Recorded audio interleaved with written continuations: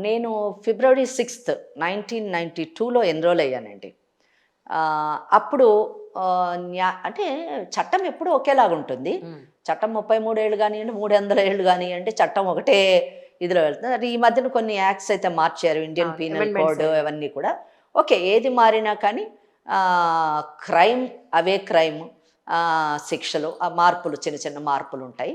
ఆహ్, అయితే ఒక న్యాయ వ్యవస్థలో మాత్రము కొంచెం ఫస్ట్ 11 ఇయర్స్ మనం తీసుకుంటే, నేను చెప్పాను గదా! 92లో ఎన్రోల్ అయ్యాను.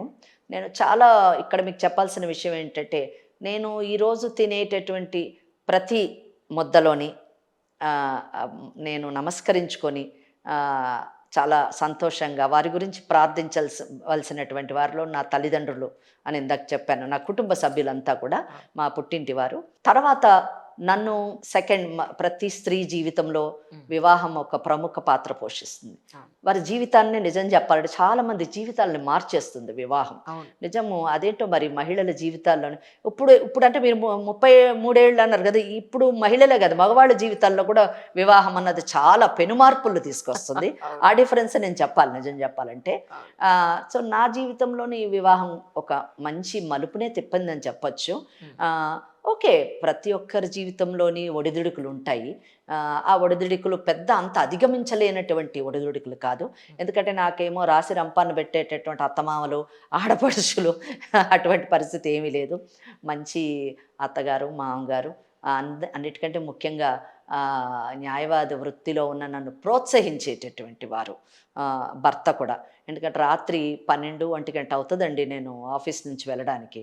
మరి నిజం చెప్పాలంటే నన్ను హింసించాలంటే 12 మటుకు ఏం చేస్తున్నావని అత్తగారు అనొచ్చు. అవును. లేదా భర్త నాకు సెపరేట్ ఆఫీస్. నా ప్రాక్టీస్ వేరు.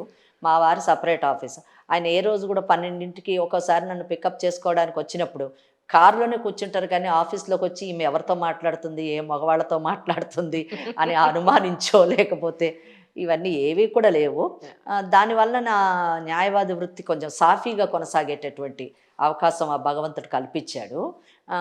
అటువంటి పరిస్థితులు అందరికీ రావు. మహిళలకి హ్మ్. ఉండదు. అవును. 92లో ఎన్రోల్ అయినప్పుడు నేను నిజం చెప్పాలంటే హైకోర్ట్‌లోనే నా ప్రాక్టీస్ స్టార్ట్ చేశాను. హ్మ్. అప్పుడు ఫ్యామిలీ కోర్ట్స్ లేవండి. హ్మ్. నేను నెక్స్ట్ నా సీనియర్స్ 92లో నేను ఎన్రోల్ అయ్యి మా సీనియర్స్ దగ్గర అంటే నేను చెప్పాను కదా! మా ఫ్రెండ్ నన్ను లా చేయమన్నాడని. లా చేసిన తర్వాత చాలా అమాయకంగా ఆయన దగ్గరికి వెళ్ళి నేను మరి ఆ లా అయిపోయింది. నేను నీ దగ్గరికొచ్చేసి ఇంక ప్రాక్టీస్ ప్రాక్టీస్. మొదలెట్టేస్తానన్నాను. అబ్బాయి ఒకటే చెప్పాడు. చూడు నేను ఒక యంగ్ అడ్వకేట్‌ని. నువ్వు నేను చిన్నప్పటి నుంచి ఫ్రెండ్సే. కానీ మనం చిన్నప్పటి నుంచి ఫ్రెండ్స్ అన్నది వ్యవస్థకి సమాజానికి తెలీదు. నువ్వు నా దగ్గర ఉండకూడదు. నువ్వు మంచి అడ్వకేట్స్ పెద్దవాళ్ళ దగ్గర నిన్ను జాయిన్ చేస్తున్నాను. తీసుకెళ్ళి నన్ను మా సీనియర్స్ శ్రీ సిపి సారథి గారు, హ్మ్. శ్రీమతి జయశ్రీ సారథి గారు. వాళ్ళిద్దరూ భార్యాభర్తలు. అప్పటికే వారు ఓ 30 ఏళ్ల సీనియారిటీ ఉన్నటువంటి సీనియర్స్. వారిద్దరు కూడా అప్పటి ఎలక్షన్ కమిషనర్ శేషన్ గారికి అడ్వకేట్స్. ఓహ్! ఎలక్షన్ కమిషన్‌కి స్టాండింగ్ కౌన్సిల్స్‌గా కూడా ఉన్నారు. హ్మ్. మాది చాలా పెద్ద ఆఫీసు. హ్మ్. అంటే ఇటు సివిల్ మ్యాటర్స్, హైకోర్టు జ్యూరిస్డిక్షన్ ఉన్నటువంటి పెద్ద ఆఫీసు. ఆ ఆఫీస్‌లోని నన్ను జాయిన్ చేశారు. జాయిన్ చేసిన తర్వాత నేను అక్కడ గ్రౌండ్ లెవెల్ నుంచి హ్మ్. వర్క్ నేర్చుకున్నానండి. మాకు చాలా కేపబుల్ క్లర్క్ ఉండేవారు. హ్మ్. తబ్రిజ్ అని. ఆయన బ్యాగ్ పట్టుకొని సెక్షన్‌లోకెళ్ళి ఎలా ఫైల్ చేయాలి? ఏం ఫైల్ చేయాలి? అన్నదొకటి. మా సీనియర్స్ ఇద్దరు కూడా నన్ను తల్లిదండ్రుల్లాగా ఎందుకంటే నేను చెప్పాను గదా!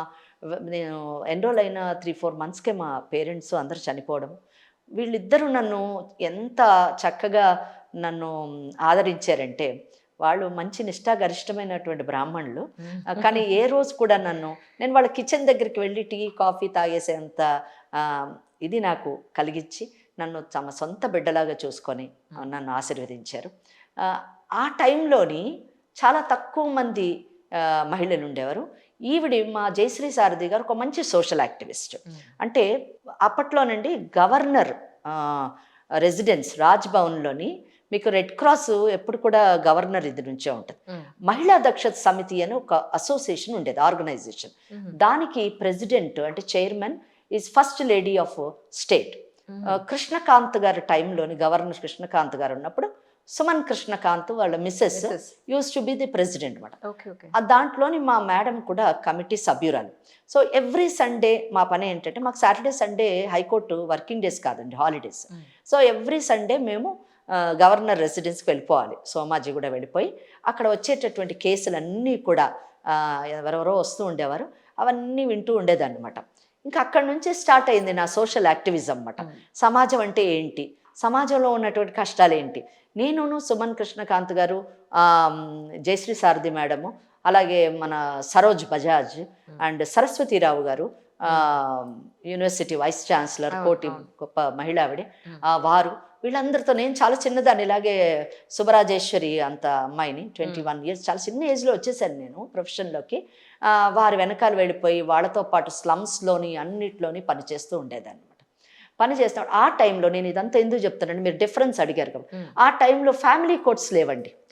మామూలు సివిల్ కోర్టులోని ఎప్పుడో అండి, ఒక 10 ఏళ్లకు ఒకసారి ఒక్క కేసు, డైవర్స్ కేసు పడితే అది చాలా గొప్ప విషయం. ఆ డైవర్స్ కేసు మా మేడం దగ్గరికి వచ్చేది, ఆ ఒక్క కేసు. ఆ ఒక్క కేసుకి నన్ను పంపించేవారు, వెళ్ళి చూసిరా అని చెప్పేసి. ఎందుకంటే వారిద్దరు కూడా హైకోర్టులోనే ఉండేవారు. ఈ కేసులు కింద కోర్టులోనే వస్తాయి కాబట్టి ఆ కింద కోర్టుకి వాళ్ళు రారు కాబట్టి నన్ను పంపించేవారు. నేను వెళ్ళి ఆ కేసు చూసుకొని వస్తూ ఉండేదాన్ని. నాకు అది మరి నా అదృష్టమో మరి ఏంటో నాకు తెలియదు, కానీ నేను ఎవరికైతే అపియర్ అవుతానో ఆ ఆపోజిట్ పార్టీ ఎప్పుడు కూడా నాకు కనెక్ట్ అయిపోతూ ఉంటారు. వాళ్ళ అడ్వకేట్ కంటే కూడా నాతోనే ఎక్కువ వాళ్ళు ఉండడము, నేను వాళ్ళతోని, నాకు కూడా ఏం డిఫరెన్స్ ఉండదు. ఈ రోజు కూడా నా క్లయింట్తో పాటు అదర్ సైడ్ క్లయింట్స్ను కూడా నేను నా క్లయింట్తో ఈక్వల్గానే చూసేటటువంటి మనస్తత్వం నాకుంది. ఇక అలాగే చేస్తూ ఉండి అక్కడే కౌన్సిలింగ్ చేసేసి వీలైనంత మటుకు వాళ్ళిద్దరిని కలిపేయడానికి ప్రయత్నం చేస్తూ ఉండేదాన్ని. 94లో ఐ బికేమ్ ఇండిపెండెంట్. అంటే 2 years మాత్రమే నేను సీనియర్తో ఉన్నాను. 94లోనే ఒక పెద్ద బ్రేక్ వచ్చింది నాకు. నేను ఇక్కడ ట్యాంక్ బండ్ దగ్గర ఉన్నటువంటి బోట్స్ క్లబ్ ముందు ఉన్నటువంటి షెడ్స్ వర్క్షాప్స్లోని ఒక 30-40 వర్క్షాప్స్ గవర్నమెంట్, అప్పట్లోని ఉన్నటువంటి గవర్నమెంట్, ఎన్టీ రామారావు గారు ఉన్నారు అప్పుడు, ఆ టైంలోని దాన్ని డిమాలిషన్ చేశారు. ఇది గవర్నమెంట్ ల్యాండ్ అని చెప్పేసి డిమాలిషన్ చేస్తున్న టైంలోని అప్పటి ఎమ్మెల్యే శశిధర్ రెడ్డి గారు, వారు మొత్తము ధర్నా అవన్నీ, పొలిటికల్ ధర్నాలు అవన్నీ చేశారు. Somebody has approached me. నేను అప్పుడే ఇండిపెండెంట్ అయ్యాను. ఇండిపెండెంట్ అంటే అవ్వాలి అనుకున్నాను, అయ్యి అట్లా ఒక కేసు కూడా చేతిలో లేదు. ఎలాగ బ్రతకడము, ఇంట్లో చూస్తే అందరూ పోయారు. నా లైఫ్ చాలా క్రిటికల్. అంటే అప్పుడు మటుకు ఉన్నటువంటి ఒక ప్రొటెక్షన్ కానివ్వండి, ఆ ప్రేమ, అవంతా అన్నీ పోయినాయి. I became all alone. ఎలాగా నేను బ్రతకడము, 14 రూపాయలు ఉన్నాయి చేతిలోని, ఈ 14 రూపాయలతో జీవితం ఎలా కొనసాగించాలి. నాకు ఇంకొక బాధ్యత, మా పిన్నమ్మ, మా అమ్మమ్మ, వాళ్ళు ఏ రోజు సూర్యుడిని కూడా చూడలేదు. అటువంటి మహిళల్ని పెట్టుకొని నేను ఎలా ముందుకెళ్ళాలి, చిన్నదాన్ని ఎలాగనేటటువంటి ఒక ఇది. ఆఫీస్ వదిలేశాను, వచ్చాను. కొంచెం చిన్నప్పటి నుంచి కొంచెం సెల్ఫ్ రెస్పెక్ట్ ఎక్కువ, నాకు ఆవేశం కూడా ఎక్కువ. మా సీనియర్ ఏమీ అనలేదు, ఏదో చిన్న తప్పు చేస్తే ఇలాగ అంటే ఓకే, నేను ఇంక వాళ్ళ నుంచి రాను ఆఫీస్కి అని వచ్చేసి కుర్చీలో కూర్చొని ఏం చేయాలి, నేను ఒక పని చేస్తాను, ఏదన్నా కాలేజీలో లెక్చరర్ జాబ్ చూసుకుంటాను అని అనుకుంటున్నాను. వెంటనే అనుకున్న గంట కూడా కాలేదండి, భగవంతుడు చూసారా, మేబీ అతను నన్ను అడ్వకేట్గానే చెయ్యాలనుకున్నారా భగవంతుడు. వెంటనే ఈ క్లయింట్స్ వచ్చేసి, ఏమిటి మా డిమాలిషన్ చేసేస్తున్నారు, మమ్మల్ని ఎలాగైనా మీరు కాపాడాలి. నాకు అడ్వకేట్ అంటే అన్నీ ఉండాలండి. ఒక ఆఫీస్ ఉండాలి, ఒక టైపిస్ట్ ఉండాలి, ఒక టైప్ మిషన్ ఉండాలి, పేపర్లు ఉండాలి, ఇవన్నీ ఏమీ లేవు కదా. అప్పుడే వచ్చాను, గంట కూడా కాలేదు ఇండిపెండెంట్ అయ్యి. ఏం చేయాలో అర్థం కాలేదు. ఒక టైప్ మిషన్ అయితే మా ఇంట్లో ఉండేది, లక్కీలీ. ఇంకెవరినో పట్టుకొని మీరు టైప్ చేయండి అంటే, ఇది గవర్నమెంట్కి పార్టీలకి వచ్చినటువంటి డిస్ప్యూట్ వలన కరెంటు తీసేశారండి. చాలా జరిగాయండి, అప్పటి పేపర్లలో కూడా వచ్చాయి. ఎన్టీ రామారావు గారు ఒక ఆడకూతుర్ని ఈ విధంగా బాధ పెట్టకూడదు, ఇది తప్పు అని ఒక స్టేట్మెంట్ కూడా ఇచ్చారు. సరే, పేర్లు మనం ఏమీ తీసుకోవద్దు, ఎవరు ఇలా చేశారు ఏంటి అని. పేపర్లో అయితే న్యూస్లో ఉంది. అయితే ఇంకా రాత్రికి రాత్రి దాన్ని తయారు చేసి దాన్ని హైకోర్టులో వేసి నేను స్టే తీసుకొని వచ్చాను. స్టే తీసుకొని వస్తే మంచి జడ్జెస్ అప్రిషియేట్ చేసి, యంగ్ కాబట్టి ఎంకరేజ్ చేయాలి అని నేను కూడా ఒకటండి అప్పుడు భయం లేదు, ఉమ్. ఇప్పుడు భయం వచ్చింది. అప్పుడు ఏది పడితే అది వాదించేయడమే. ఎదుట ఉన్నటువంటి వారు న్యాయమూర్తులు, వారు మేధావులు, విజ్ఞులు. మనం కొంచెం ఇదిగా ఉండాలని లేదు. ఏదైతే ఏమైంది, ఇక్కడ అన్యాయం జరుగుతుంది అంటే ఇప్పుడు మీరు ఇందాక అడిగిన ప్రశ్నలాగమాట, అవును. దాంట్లో చట్టం గిట్టం అదంతా మాకు తెలియదు. ఉమ్. ఈ అన్యాయం జరుగుతుంది, మనం పోరాడాల్సిందే. అంతే. అసలు మనం చదువుకున్నది ఎందుకు, అందుకే కదా. అసలు మా వాళ్ళు ఇంత త్యాగం చేసింది ఎందుకు, ఇందుకే కదా అని చెప్పేసి ఒకటే వాదిచ్చేసి మొత్తం మీద స్టే తీసుకున్నాను. రిట్ కూడా గెలిచాను. ఉమ్. గెలిస్తే ఏమైంది, గవర్నమెంట్ మరి వాళ్ళు కూడా పట్టుదలగా ఉన్నారు, ఇది గవర్నమెంట్తో కదా. పోరాటం. వాళ్ళు ఏం చేశారు, అప్పీల్కి వెళ్ళారు. అప్పుడు ఉన్నటువంటి చీఫ్ జస్టిస్, చాలా లర్నర్డ్ చీఫ్ జస్టిస్, ఆయన ముందు ఆ కోర్టులోని ఫస్ట్ కోర్టులో పెద్ద పెద్ద అడ్వకేట్స్ కూడా కూర్చోవడం మానేశారు. ఉమ్. అంటే ఆయన అడిగేటటువంటి ప్రశ్నలకి, ఆయన విమర్శించేటటువంటి విధానానికి, ఆయన కండక్ట్ చేసేటటువంటి విధానానికి కొంచెం ఇది అయ్యేవారు. ఉమ్. మనకు అదంతా ఏమీ తెలియదు. ఆయన ముందు కేసు వచ్చింది, ఈ కేసు అప్పీల్ వచ్చింది. ఆ రోజు ఎన్టీ రామారావు గారి కేసు అవుతుంది. ఆ ఎన్టీ రామారావు కేసు గురించి పెద్ద పెద్ద అడ్వకేట్స్, సుప్రీంకోర్టు అడ్వకేట్స్, వేణుగోపాల్ గారు, పెద్ద పెద్ద వారు అందరూ వచ్చి కూర్చున్నారండి. మనకు అది కూడా తెలియదు, వీళ్ళెవరో మనకు తెలియదు, ఆయన గొప్పతనం మనకు తెలియదు. కేసు ఆయన పిలవగానే 4ంటికి మా కేసు వేశారు. బ్రేక్ ఇచ్చారు. ఎన్టీ రామారావు గారి కేసు 4 గంటలకు అయిన తర్వాత ఈ కేసు వేశారు. ఈ కేసు తర్వాత మళ్ళీ ఎన్టీ రామారావు గారి కేసు 4:15, ఇది ఒక 5 నిమిషాలు అయిపోయిన తర్వాత మళ్ళీ అది కూడా చూస్తామని పెట్టారు. ఆయన లెక్క ప్రకారం 5 నిమిషాలు మన కేసు. ఏది ఆ 5 నిమిషాలు కూడా ఆర్డర్ డిక్టేట్ చేయడానికి. నా కేసు వచ్చింది, పిలిచిన తర్వాత ఆయన తీసుకొని సింపుల్గా డిస్మిస్ అని ఇలా పడేశారు. అంతే, ఇంకేం లేదు. ఆయన నన్ను కూడా చూడలేదు, నేను నిలబడి ఉంటే.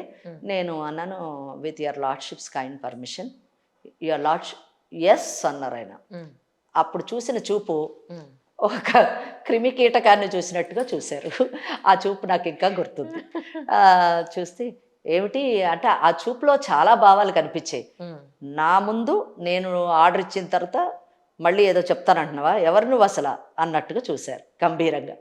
నేను చెప్పాను, ఈ కేసు మీరు 2 నిమిషాల్లో కొట్టేసి పడేసేటటువంటి కేసు కాదు, దీనికి 2 దశాబ్దాల చరిత్ర ఉంది, కనీసం 2 నిమిషాలు అన్నా కానీ వినాలి కదా అని అన్నాను. ఆయనకి ఏమనిపించిందేమో మరి, సరే చెప్పు అన్నారు. డిస్మిస్ అయిపోయింది. చెప్పంటే 2 నిమిషాలు అయింది, 3 నిమిషాలు అయింది, 4 నిమిషాలు అయింది, అరగంట అయింది. వింటూనే ఉన్నారు. ఆయన అనవలసినవన్నీ అంటూనే ఉన్నారు, నేను చెప్పాల్సిన సమాధానాలన్నీ చెప్తూనే ఉన్నాను. ఆ ఆర్గ్యుమెంట్లోని ఒక స్టేజ్లో అన్నారు, నేను అన్నాను, మా వాళ్ళు చాలా బీదా బిక్కి అండి, అటువంటి బీదా బిక్కి జీవనోపాధం పోయి అన్ని కుటుంబాలు రోడ్డు మీదకి వస్తాయి, మీరు ఇచ్చినటువంటి తీర్పు వల్ల తప్పు అని వేరే జడ్జిమెంట్స్ ఏవో, ఇటువంటి పరిస్థితుల్లో ఇచ్చినటువంటి జడ్జిమెంట్స్ చూడండి అని చెప్తే, నీ క్లయింట్స్ ఏమీ అంత బీదా బిక్కి కాదు అని అన్నారు. అంటే నేను అన్నాను, నా క్లయింట్స్ నిజంగా మీరన్నట్టు గొప్పవాళ్ళు అయితే ఈ పక్కన ఉన్నటువంటి మరి సుప్రీంకోర్టు అడ్వకేట్లు అందరూ వచ్చారు కదా, ఇలాంటి వాళ్ళని పెట్టుకుంటారండి, నన్ను ఎందుకు పెట్టుకుంటారు చెప్పండి అడ్వకేట్గా అన్నాను. నువ్వేమీ తక్కువ దానివి కాదు, నువ్వు అలా నిన్ను నువ్వేం డిగ్రేడ్ చేసుకోవద్దు అని అన్నారు. మరి మీరు డిస్మిస్ చేశారు, ఇంక డిస్మిస్ చేస్తే నేను అలాగే అనుకోవాలి, నా పరిస్థితి అదే అని చెప్పేసి అని అన్నాను. ఇలాంటి మాటలు కొన్ని జరగడం, ఆయనకి ఒక అభిప్రాయం అయితే వచ్చింది, ఈ అమ్మాయి చాలా కొంచెం స్టబ్బర్ని అని అనుకున్నారేమో మరి. మొత్తం మీద ఆ డిస్మిస్ అన్న తర్వాత హవెవర్ అని నెక్స్ట్ పారాగ్రాఫ్ యాడ్ చేసి, ఈ ల్యాండ్ని వీళ్ళకి గవర్నమెంట్ అమ్మాలి ఈ మార్కెట్ వాల్యూతోనని వేశారు. అది రిపోర్ట్ కూడా అయింది ఆ కేసు. అలాగా నా న్యాయవాద వృత్తి ప్రయాణం మొదలైంది. ఆ తర్వాత వెనకకి తిరిగి చూడలేదండి.